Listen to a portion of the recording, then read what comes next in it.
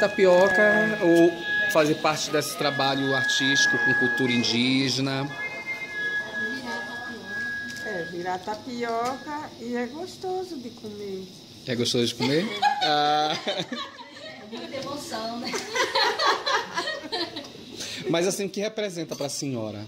A senhora já tinha ouvido falar assim, nessa questão da cultura indígena, assim, né? Mas esse trabalho que a gente faz coletivo. Vira tapioca não queimar.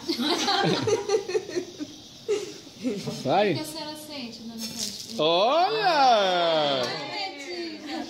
Sinto muita emoção, assim, que eu nunca participei, assim, dessas aulas de fazer tapioca, né? Eu faço, assim, às vezes na minha casa. E eu gostei de fazer a tapioca. Ai, que bonitinha. Pode falar mais alguma coisa? O que você quiser.